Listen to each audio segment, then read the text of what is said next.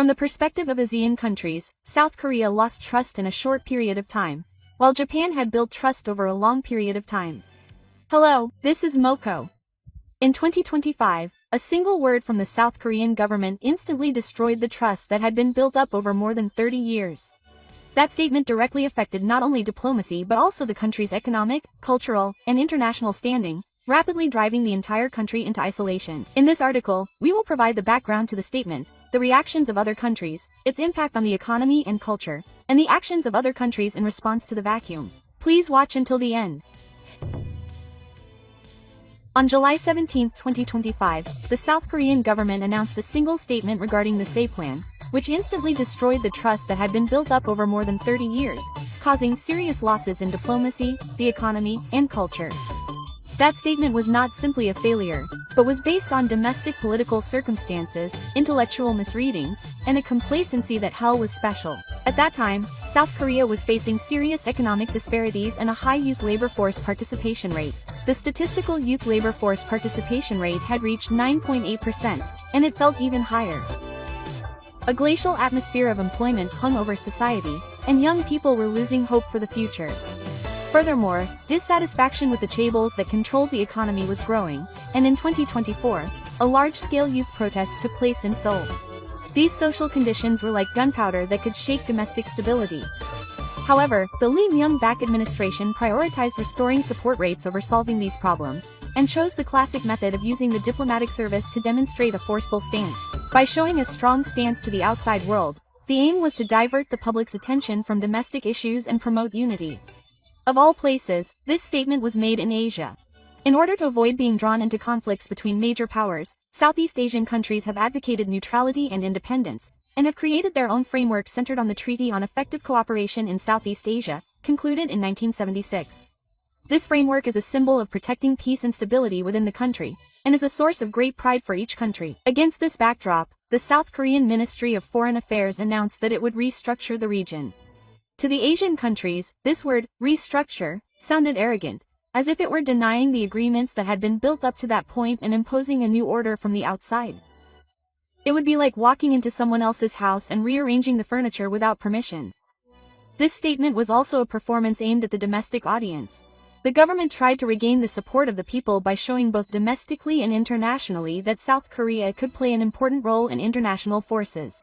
However, the cost was beyond expectations. South Korea has a culture of taking time to form opinions, but on this occasion, major countries almost immediately expressed their opposition. The fact that these normally cautious countries responded in unison speaks volumes about the danger and notoriety of this statement. On July 17, 2025, the South Korean Ministry of Foreign Affairs announced a statement to reconstruct the regional order, which provoked a backlash from ASEAN countries within a short time of its announcement. For ASEAN, which usually takes its time to reach an agreement and chooses its words carefully, this swift response was extremely comforting. That is how significant the meaning and impact of this statement were. This statement was interpreted as ignoring the neutrality and autonomy that ASEAN countries have valued, and as imposing values and order from outside. In particular, the expression reconstruction was seen as an attempt to destroy previous agreements and trust, and triggered a sudden surge of anger among governments. Shortly after the announcement, ASEAN member countries such as the Philippines, Malaysia, Indonesia, and Singapore issued official statements of opposition. Although each statement used simple wording, they all had one thing in common. It was seen as an act that denied years of hard work and agreements, and as a sudden disruption of order. Furthermore, this backlash quickly spread throughout ASEAN. It was almost unprecedented in the past that ASEAN, which normally takes weeks or even months to coordinate and consult, took a unified response within just a few days of the announcement. The situation suddenly escalated on July 19. A total of 7 countries, including Vietnam, Indonesia, Malaysia, the Philippines, Singapore, Brunei, and one other country, simultaneously called South Korea's ambassadors home. This is a measure that shows extremely strong opposition in the diplomatic world, and can be seen as a final warning in diplomatic relations. Calls are usually reserved for serious treaty violations or cases of national insult. The fact that 7 countries did this simultaneously was evidence that there was a shared awareness of suspicion and dislike of South Korea. Moreover, this was not merely a statement of intent, but a strong message that future relations would be significantly reviewed. The pressure did not end there on the diplomatic front. Malaysia and Indonesia each immediately suspended their bilateral security dialogue with South Korea. Security dialogue is usually given higher priority than economic or cultural exchanges, and is an area that is often maintained despite some friction. The fact that it was suspended meant that trust had completely collapsed.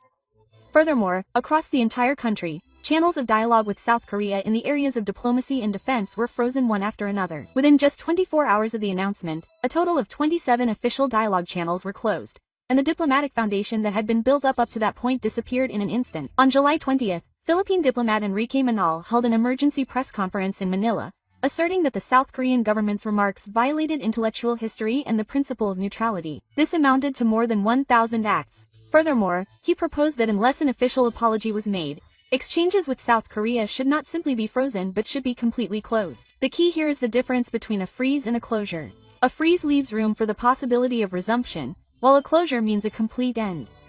Reopening a closed relationship requires new agreements and trust building, and the process is very long, effectively resulting in a state of near severance. These tensions among government officials quickly spread to public sentiment. In the capitals of Indonesia, the Philippines, and Malaysia, hundreds of demonstrators gathered in front of the South Korean embassies to protest. Some of the demonstrations turned into boats, with repeated calls for the South Korean flag to be crossed over the border and for a ban on the sale of South Korean products. Hashtags such as Boycott Korea and Respect Southeast Asia quickly spread on social media, being shared millions of times.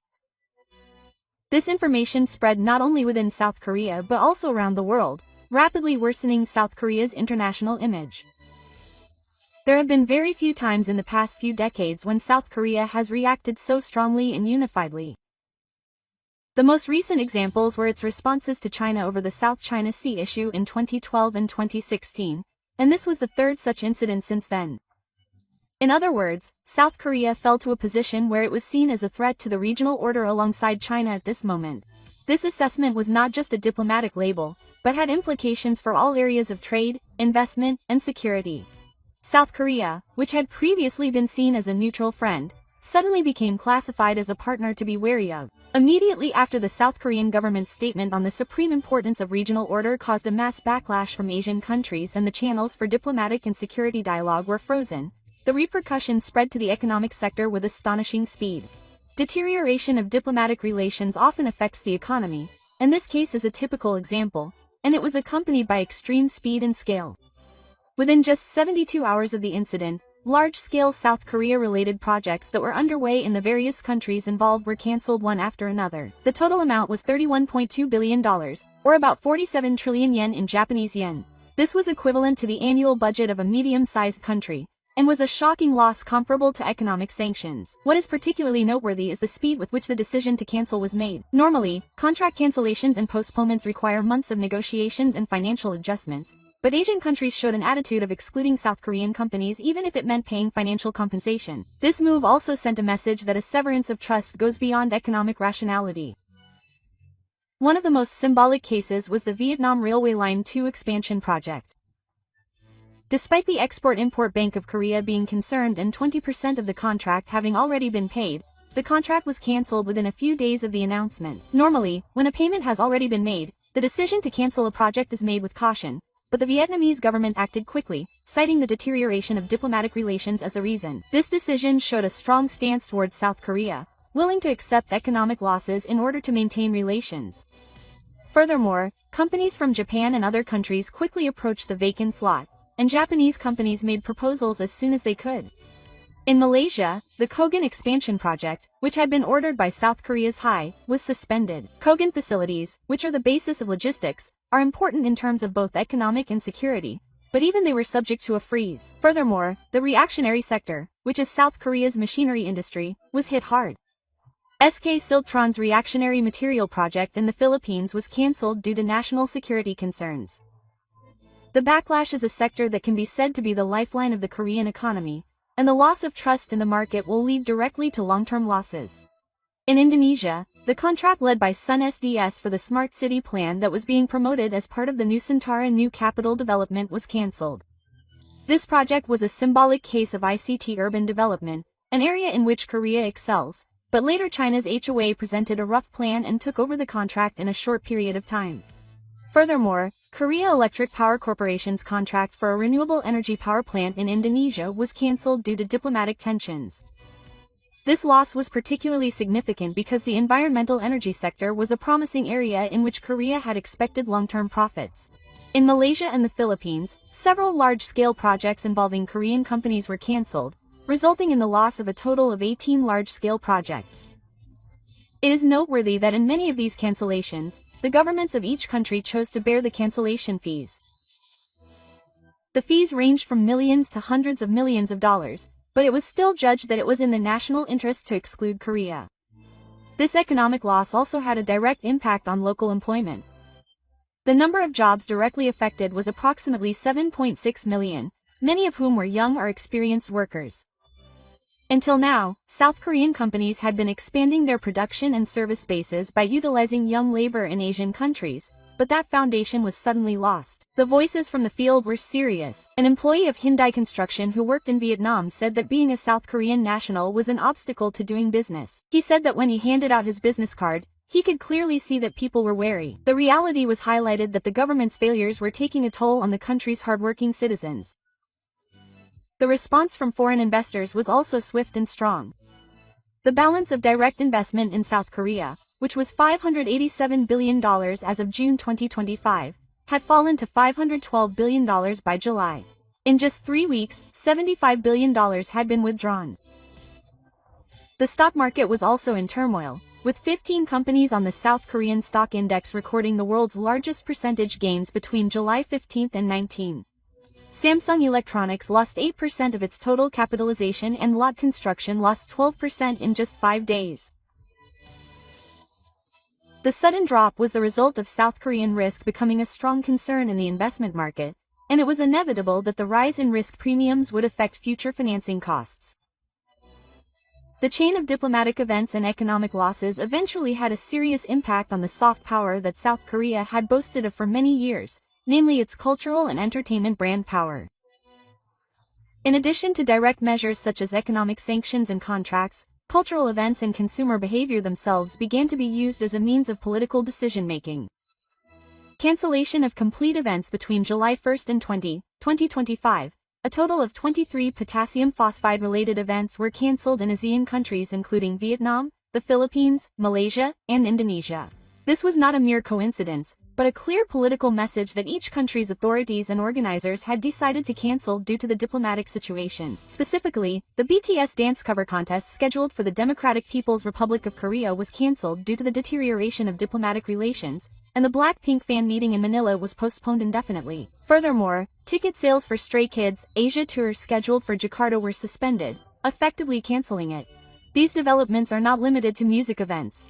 A drama festival scheduled to be held in Manila was also cancelled, with local authorities announcing at the time that cultural exchanges are based on mutual cooperation, a rather ironic statement. Public backlash was also reflected in consumer behavior.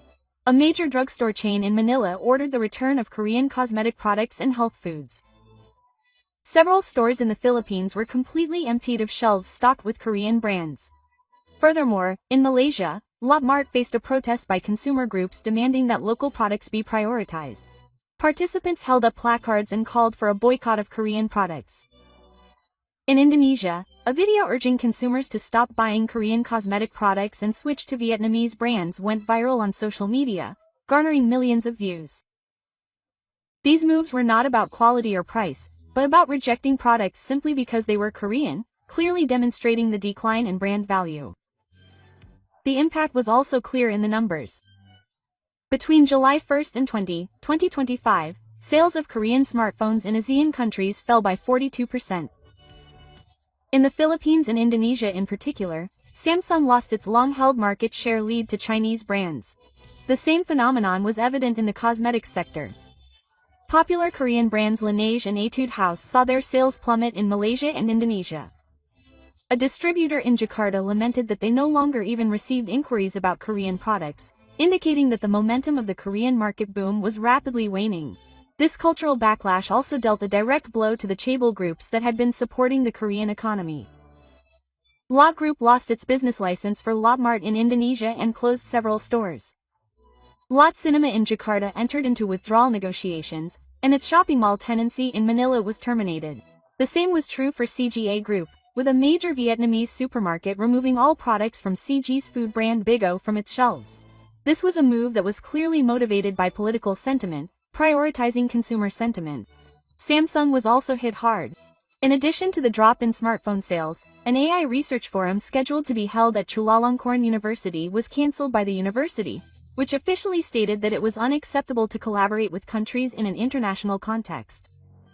This means a break in the academic field and will also affect long-term technological exchanges. The value of assets in ASEAN countries has also declined significantly. The value of assets held by South Korea's 8 major conglomerates in ASEAN fell by $22.5 billion in just 1 week after the remarks. This loss is not just a figure on the books, but represents the loss of future profit opportunities. Culture is an area that often functions as a bridge that remains even during political conflicts. However, in this case, culture was the first target of retaliation and used as a means of sending out political messages. This shows that the root cause is the fundamental transformation of the brand of bureaucracy that South Korea has come to realize. The loss of soft power cannot be recovered in the short term and will have a long-term impact that goes beyond economic losses. In particular, the trend of younger consumers turning away from Korean brands could affect market strategies for decades to come. The sudden collapse of trust with ASEAN due to South Korea's remarks has created a large vacuum in various areas of economic and cultural exchanges. This vacuum has directly become a huge business opportunity for other countries. In particular, China, the United States, and Japan have each expanded their influence in the ASEAN market with different strategies. China was the first to move. Of the 18 major projects that were cancelled, Chinese companies presented their proposals in 7 cases. For example, in the Smart City project with Indonesia's Nusantara new plant, immediately after South Korea's Samsung SDS was removed, China's HOA brought in a new proposal and entered into contract negotiations. In addition, major Chinese state-owned enterprises entered the market for the expansion of the country in the power plant, quickly taking over the position lost by South Korea. In such situations, China utilizes its strong political support and financial resources, which enable it to conclude contracts in a short period of time. China's moves were welcomed by the Asian countries as an entity that could quickly fill the gap left by the deterioration of relations with South Korea. The United States also viewed South Korea's failure as a latecomer. Intel announced additional investment in a reactionary plant in Vietnam, and Boeing joined the Philippines in building a venue surveillance network. These moves clearly showed the intention to strengthen security and technological cooperation with Asian countries and to establish itself as a reliable advanced country in place of South Korea. The U.S. government officially stated that the diplomatic vacuum created by South Korea should be filled by a democratic partner, suggesting that it was effectively abandoning South Korea rather than supporting it. This stance also had the effect of sending a message to Asian countries that the United States is a stable partner. Unlike China and the U.S., Japan's response was extremely quiet and unobtrusive. However, its implementation was extremely effective and certainly increased trust from the ASEAN side. From July 18 to 2013, the Japanese government held emergency meetings with ASEAN countries through JETRO and its subsidiaries. At these meetings, strategies were discussed to turn projects that South Korea had abandoned into profits for Japanese companies. Japan's actions were swift and precise. First, immediately after the cancellation of the Vietnam Civil Urban Railway No. 2 project in which the Japanese import and export companies were involved, Marubeni and Mitsubishi Corporation jointly presented a new proposal, and Japan's railway technology and long-term maintenance support were used as weapons to advance negotiations to its advantage. Second, after Samsung's withdrawal from the AI Research Forum in South Korea, NEC immediately proposed AI research cooperation with Chitralaka University, and a team of Japanese engineers arrived on site to guarantee the continuation of the project. Third, Malaysian food processing facilities Ajinomoto and Itoham acquired after South Korean companies withdrew. As a result, the presence of Japanese food brands in the Malaysian market expanded dramatically. The reason why Japan was able to gain the trust of ASEAN countries in a short period of time is because of the sincere cooperative relationships it has built up over the past few decades. Japan has focused on long-term partnerships that respect local cultures and customs without resorting to political pressure or sudden changes in terms. Another major strength is its stable track record in various fields of infrastructure, technology, and culture. From the perspective of ASEAN countries, while South Korea lost trust in a short period of time, Japan had built trust over the long term. the Japanese government and companies did not openly criticize South Korea's failures. Instead, they calmly continued to take over projects and make new proposals, accumulating results. This approach of achieving results without raising their voices left a very good impression on ASEAN countries. In the world of diplomacy, repeatedly exploiting the other party's failures may be effective in the short term, but it risks damaging trust in the long term. Japan's smart and strategic response was to avoid that risk while maximizing long-term benefits. Having suffered blows in all aspects of diplomacy, economy, and culture, South Korea had no choice but to respond sincerely to restore trust. However, the actions actually taken by the South Korean government betrayed expectations both domestically and internationally, and ended up worsening the situation. On July 20, 2025, the South Korean Ministry of Foreign Affairs issued an official statement stating that its position was in line with international principles and that the Afghan side's response was based on a misunderstanding. This was not an apology but an assertion of its own legitimacy and an attempt to provoke the other side. This statement was taken as an insult by Afghanistan. In particular, in diplomatic issues, the term misunderstanding carries the nuance of disrespecting the other party's position and feelings, and is considered the worst possible response. Furthermore, on the same day, the minister in charge stated in the National Assembly that South Asia, which is easily swayed by emotions, should maintain a more calm attitude. This once again angered Afghan countries and completely closed off the possibility of resuming dialogue. Amid international criticism of the situation, the presidential office stated that this was not a policy failure but a practical issue, and placed the responsibility on the diplomats in the field. This statement significantly lowered the morale within the Ministry of Foreign Affairs, and on July 16, 3 director-level officials resigned due to disagreements with the leadership. Furthermore, on July 20, 46 members of the National Assembly from both ruling and opposition parties called for the resignation of Afghanistan. Domestic politics were thrown into chaos, and the situation developed into a de facto domestic political crisis. In a public opinion poll, 68.5% of the public responded that ASEAN should apologize.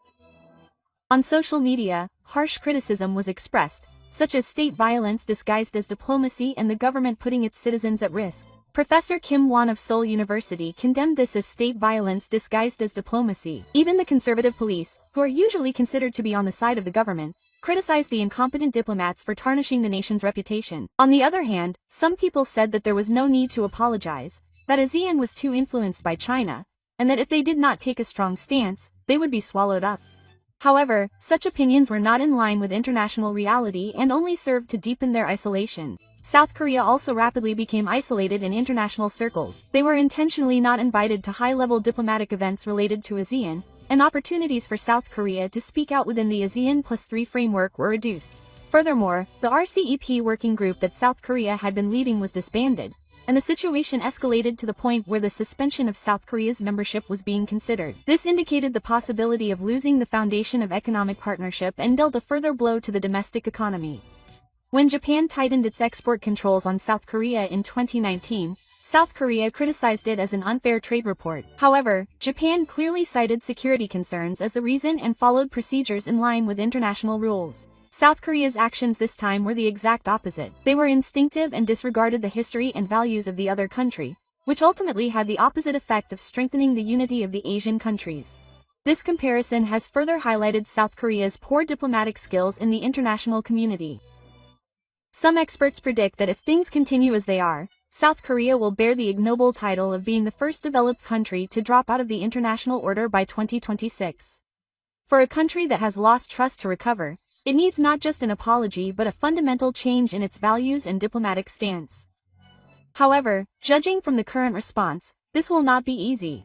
Unless the government changes its stance that it is not at fault, it will be almost impossible to restore trust. Asian countries are already focusing on strengthening their relations with China, Japan, and the United States, and South Korea's room for repeated re-entry is narrowing. What did you think? This series of events has shown how much weight a single word can carry in international relations. Diplomacy is not just a statement or a performance, but is built on years of trust and accumulation. The fact that South Korea itself broke that trust will cast a shadow over the decades to come. On the other hand, Japan, while taking advantage of the situation, deepened its cooperative relationship with ASEAN through sincere and quiet actions rather than criticizing Osaka. It was this contrasting response that became a major factor in determining its reputation in the international community. Please let us know your thoughts and opinions in the comments. Thank you for watching until the end. See you in the next video. The Japanese are still confident in their technology, but in reality, South Korea is already superior. You go and show them. Hello, this is Ko. When you think of South Korea, some people may think of Japan, and that is true. Many people have strong negative feelings towards Japan since they were young due to the education provided in South Korea. This time, we will talk about a South Korean man who has built a successful career in business in South Korea. He believed that Korea was the leader of Asia, and had worked with pride since he was a child. However, a business trip and changes in the city began to shake his world. What on earth happened? Please watch until the end. My name is the center of the magnet. I have built a career at a major financial company in Korea. I think I would be considered a blue, which is called an elite in Korea. Every day I wear a suit and look sharp, walking around trying to kill the valleys of buildings. Even though it was busy, it was stimulating and I thought this lifestyle suited me. To be honest, I had always thought that Korea was the leader of Asia. China was too rough, so I couldn't tell what was real, and I felt that Japan was a finished country. We are amazing in IT, KP, and movies. I think anyone would have thought the same if they had seen the energy of Seoul in that era, the 2010s. Since middle school, I was shown half-day-long content many times at school. The teachers all said that Japan distorted history and were angry that it had not apologized or paid compensation. We were naturally led to believe that Japan was a bad country, and we believed that without a doubt. My feelings didn't change even after I entered the workforce. The company I worked for didn't do much business with Japan, and my colleagues laughed at me, saying that it was outdated to still be doing business with Japan. I was the same. One day, I ended up working with a Japanese company. It was about joint technology development between Japan and Korea, and after some online negotiations, we met in person to discuss it. I was assigned to go on a business trip to Tokyo as the representative. The girl said, "The Japanese guys are still confident in their technology, but Korea is actually better now. You go and show them." Quote. I had no doubts at all. Because Korea is amazing, whether it's Samsung, SK, or LG. When it comes to smartphones, more people use Galaxy than iPhones, and the city is becoming increasingly digital. To be honest, I felt like I didn't know what to learn from Japan. But there was something that bothered me a little bit after the business trip started. It seemed like the city had changed a little recently. The subway advertisements were all about rentals, debt settlement, and divorce lawyers. At the cafe tables, young people were having trouble finding jobs. They were talking about how they were going to make a living. But I pretended to look at it. That was only part of the story. Seoul was still fine, that's what I kept telling myself. And then the day of departure. I boarded the plane from the chairman's airport, excited about my first business trip to the coast in a long time. I had never been to Japan before, so I was confident even on the plane. Our technical capabilities surpassed Japan's. I had planned to say that proudly at the meeting, and I had actually prepared the materials, but the moment I landed at Haneda, the atmosphere was different. The airport was quiet and well organized, and the staff were very polite. The check-in was smooth, and it didn't feel like my first time in a foreign country. But that was actually a shock. I don't want this to end, right? It's different from what I thought. I thought Japan would be more chaotic.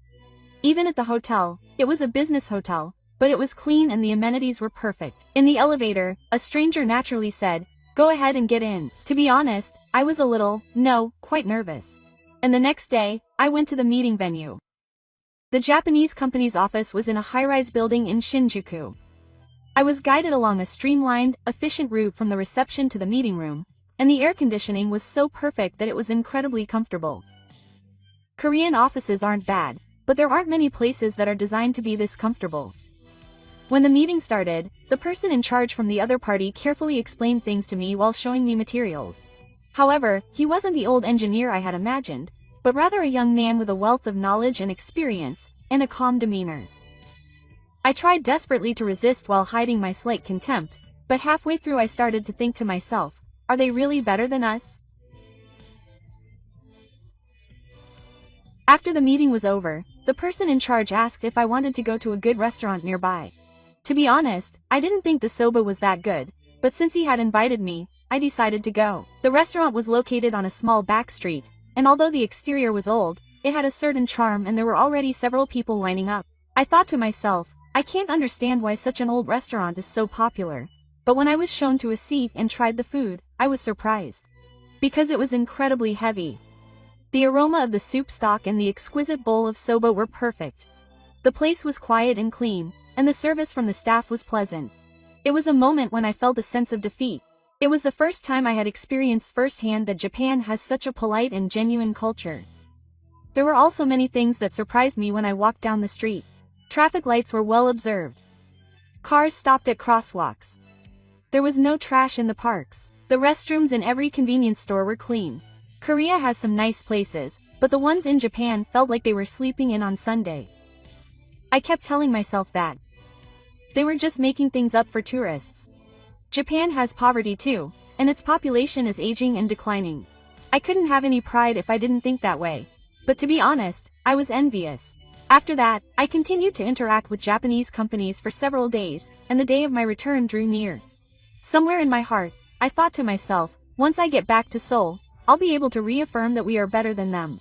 Japan is a clean, well-organized country, but it lacks excitement. Korea is dynamic, fast-paced, and ahead of its time. I kept telling myself this. After returning to Korea, I happened to pass through Seoul and casually went outside.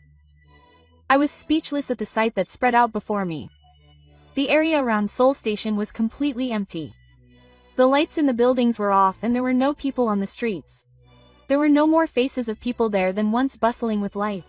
What the heck, it was like a ghost town. When I walked through the basement, I saw people packed in cardboard boxes lying on nothing. This was the platform. They were shivering in the cold winter wind. I was shocked. Just a few years ago, this place was teeming with tourists. Foreigners were taking pictures at the bus stop, and the cafes and fashion malls were always full. What's going on here? I left the station and unconsciously hailed a taxi to Myo. Myo is the most famous tourist spot in Seoul. That's the only place that should still be bustling. I believed so, but it was so cruel. There were rows of shops with their shutters down and a few people walking around. I couldn't hear any Chinese, Japanese, or even Korean. The area of street stalls that were listed in the guidebook was empty, and the shops that were still open had signs saying they were closing today. There was a sign on a real estate agent's sign on the street that said the pass rate was 40%. I couldn't believe it. I asked an old lady sitting outside her shop. Excuse me. Why are there so few shops around here? The rent is too high. No one can come back after Corona. Not even 100 people come, and there are no workers. Foreign tourists are also very few, and I was confronted with the reality. But I felt that this was the only place that was strange. I convinced myself that the whole thing was different, and headed to Hondon the next day. I had heard that it was still a popular city for young people, and there were many posts about the cafe on SNS. Then I went to a cafe that was trending on Instagram. It was indeed a stylish and attractive cafe, and there were several young people gathered inside. I talked to the college-looking students sitting next to me. This area really is popular. Well, it's a cafe. I can't find a job, so I'm just killing time at the cafe. Huh, a job? There are no job openings. If I make it to the minimum wage, I'll be fine. I'm a part-time worker even after graduating from university. My parents are struggling too, and it's hard to support them. If I tell them, they won't change. The price of an apartment is 10 times higher than it was last year. Marriage is disgusting. Disgusting. This country has become one without dreams or hope. They were smiling here, but their eyes weren't smiling. I couldn't say anything when I saw that face. The words of the college student I met at the cafe that day wouldn't leave my mind. Quote, "This country has become a place without dreams or hope." He was laughing jokingly, but his eyes showed complete resignation. I'd never seen eyes like that before. Seoul was supposed to be a city of hope. Young people from the countryside would gather here with dreams in their hearts and compete to get off work early. There was that kind of passion. I was like that too. My colleagues and friends were all enthusiastic, but today's young people are different. They're not enthusiastic, they're just tired. On a sudden impulse, I headed straight to Gorosu-gil. It was a fashionable area that I used to frequent for dates and shopping. Back then, there were lines of people waiting at the cafes in the back alleys, and brand name shops were popping up one after another. But when I got there, I was frozen. There were many shops with their shutters closed. What's more, they were all so boring that they had notices saying they were looking for people. The tables at the cafes that were open were empty. The staff were fiddling with their smartphones. There were few people walking on the street. Had it really fallen this far? The moment I said it, I couldn't believe it myself. The street where Garasugil played such a shining role has turned into this. I walked a little and found the familiar Faruque. The shop assistant Ajima greeted me with the same smile as before. It's been a while. Do you remember me? Of course. You're from that company, right? I remember you because you've been gone for so long. There aren't many people here lately, are there? It's such a shame. I've been through hell. First, the Chinese tourists stopped coming. Then the young Koreans stopped coming too. Everyone shops online, and they can't survive in real time. Is it the rent? It's not just the rent, but the whole town has lost its charm. Everyone is tired. You can't be buying clothes when you have no money or hope. Those words struck me. You can't be buying clothes when you have no money or hope. As I went outside, I saw a bunch of recruitment notices lined up on the wall of the multi-tenant building in front of me.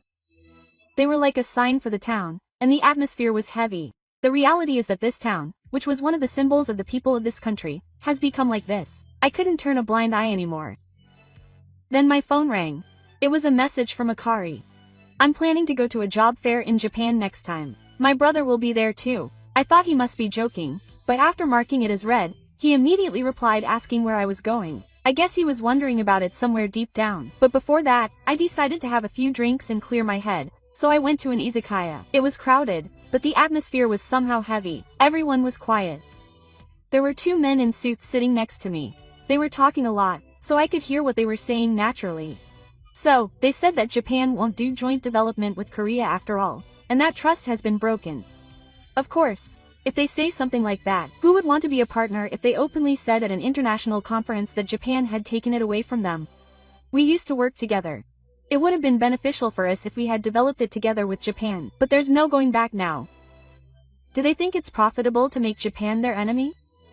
I gripped my glass tightly. This wasn't just one person saying one thing at a time. Our company was also in talks to work on a project with a Japanese company, but in the end they turned us down. The reason was that there was a lack of trust. I didn't understand what they meant at the time, but now I kind of get it. If a country acts on emotion, it won't be trusted. My head was spinning and the alcohol was flowing quickly. I couldn't look away anymore. The soul I knew was gone. The upscale atmosphere, politeness, and futuristic lifestyle I felt when I was in Japan weren't just for tourists. I compared them. I unconsciously compared the Prime Minister to Tokyo Hope and the mayor of an exhausted village, and I thought I had lost. It's frustrating, but Korea is not the leader of Asia right now. The next day, my cousin, Jenna, contacted me. She said she went to a job fair in Japan. Are you seriously thinking of going to Japan? Yeah. I thought I couldn't do it in Korea anymore. I couldn't find a job no matter how hard I tried. Even if I did find one, the entry-level salary would be 1.8 million yen, and I wouldn't be able to make a living even if I lived at home. Oh, but working abroad isn't easy. I know that. But if I go to Japan, I can live a basic life and see a future. Korea has no future. There was no hesitation in Jaeha's voice. I always thought that working abroad was an escape. But that's when I realized for the first time that maybe it was just pride. I've always worked hard in Korea, aiming for the top. I want to succeed. I want to reassure my family. I want to prove my worth. But in Korea now, there's no place where hard work is rewarded. Prices are too high, young people can't get married, and savings don't increase even if you work. How can you live in a country where you can't dream? With these feelings welling up inside me, I couldn't stand it anymore, so I decided to go to the job fair myself. This is the place? The convention center. When I arrived, there was already a long line of people waiting to talk. I never imagined there would be so many people. Young people in suits, college students with their books hanging from their necks. There was even a girl pulling a suitcase. I was shocked to see their contributions. So many young people are looking for opportunities in Japan?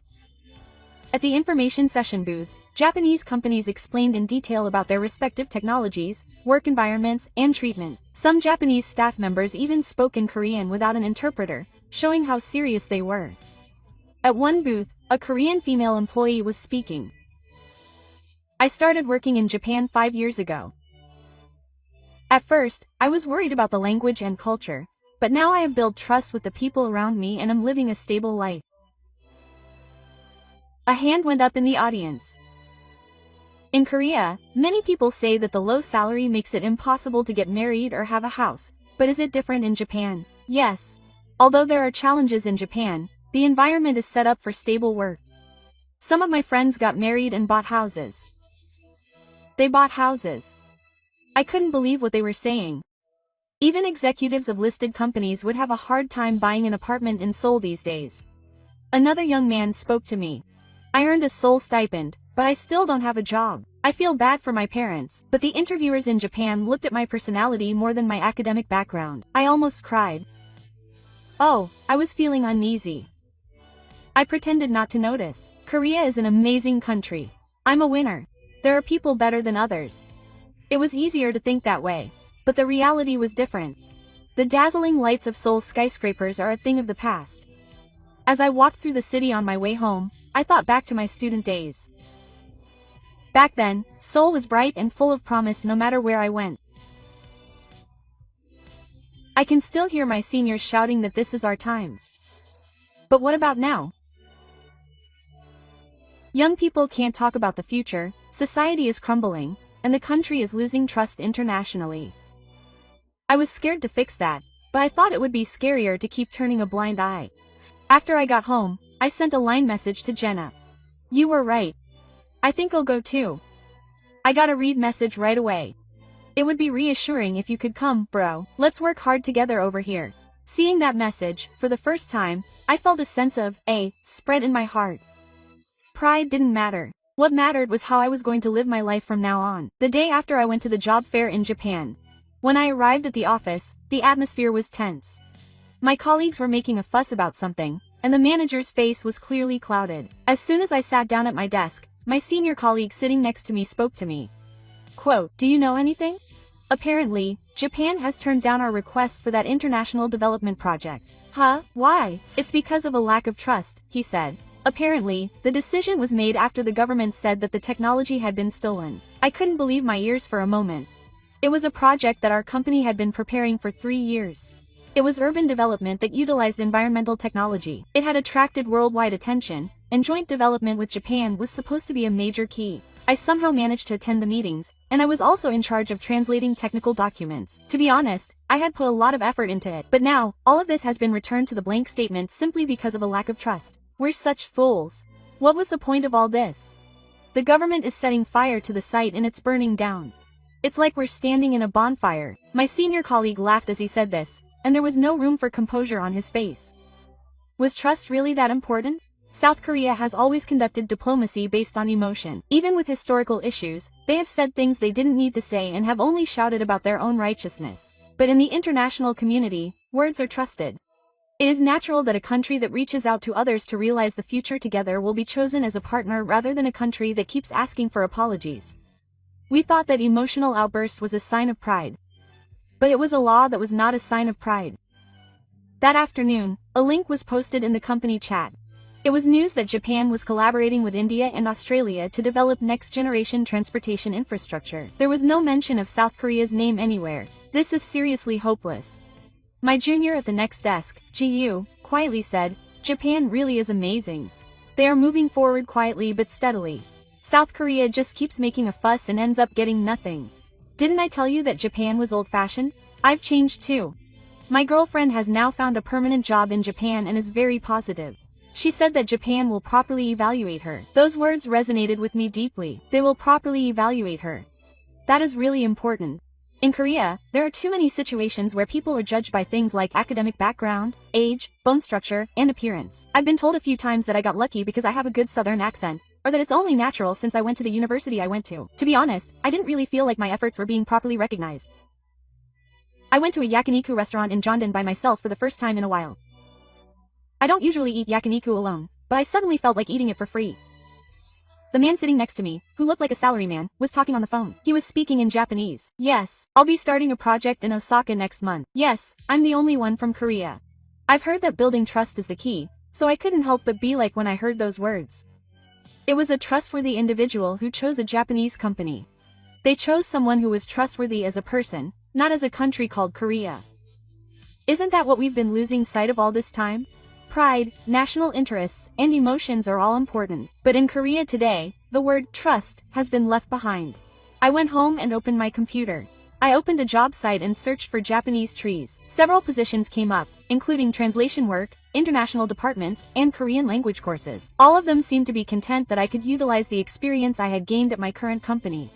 And more than anything, I was moved by the words written. We value sincere responses. We value personality and practical experience. We welcome those who are forward-thinking and will walk with us. I almost cried. I had always intended to build my career only in Korea. But it would be meaningless if I were trapped in a country where that was over. I wanted to see the future. I wanted to live in a place where I could feel trust. That night, I sent another line message to Jenna. You said that Japan was the place where I could see the future. I started to think the same way. Has my brother finally woken up? Let's work hard together. I nodded slightly in my heart while holding my smartphone tightly. Next time, I'll become someone who is truly trusted. It's no longer the time to be bound by the country or society's standards. The following weekend, I was walking alone through the streets of Seoul. It was a street I had walked hundreds of times before, but the scenery looked different. A small window with a sign for recruitment at Autumn Nat was dark. Even so, it felt like the neon lights were disappearing as people passed by. Wasn't Seoul this quiet? After passing through Yongdo, I stood in front of Seoul Station again. The underground passageway was still lined with homeless people wrapped in ramrods, and there were no tourists in sight. In front of this station, I used to brag that I had made it here. But now, I didn't care about winning or losing, being above or below. I headed straight to the cafe again. It was the same place where the young man who had talked to me about finding a job that day had been. When I opened the door, that student, Gifu, was sitting with his friends. I gave him a little tease and called out to him. Oh, here we go again. Oh, I remember you, bro. How have you been since then? It's the same as always. I've been looking for a job, but I've found almost nothing. My parents have been telling me to do something, even if it's just a part-time job. Have you ever thought about working in Japan? Honestly, I've been thinking about it seriously recently. Kai said that since he started working in Japan, he feels like he's being treated like a person, and here, he's more like a consumable than a human resource. I couldn't help but agree with those words. Working in Korea was like dedicating your time and energy to a job that barely paid the bills. But Japan was different. The workplaces I saw, the way Japanese people worked, were all honest and people were truly valued. But I still hesitated. I felt like I would be called a traitor if I went to Japan. I thought the same thing. But you know, traitors aren't going to protect your livelihood. That's true. Only you can decide who you want to live your life for. I nodded quietly. I told myself those words over and over again. On the way home, I made up my mind. I went home and officially registered on a Japanese job site and uploaded my resume. In the job description section, I wrote, I have built my business career in Korea so far, but now I want to work honestly and create a future with new values.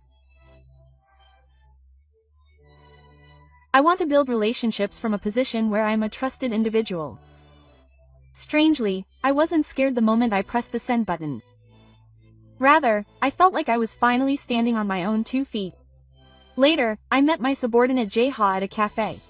Bro, you're definitely planning to go to Japan now, aren't you? Hey, it may be late, but I can see it clearly now. What can I see? How dramatic the situation is in Korea right now, and that there are other countries that can see the future. I felt that too. It was reassuring when my brother said that. I muttered as I looked at the cup in front of me. Things are different now than they were back then. You can't just eat anger.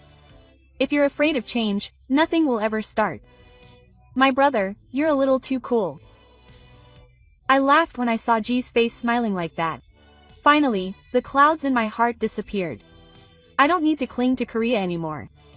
What I need to protect is not my pride, but the future I live for. Don't forget about change and take a step forward. That was the greatest courage I could have right now. What did you think? He finally opened his eyes in the midst of a crumbling reality and was able to re-examine his own values. His decision to choose trust and the future over brides was the very embodiment of the strength to move forward without fear of change. If all of Korea could make that choice, the world might change again. Please let me know your thoughts and opinions in the comments. Thank you for watching until the end. See you in the next video.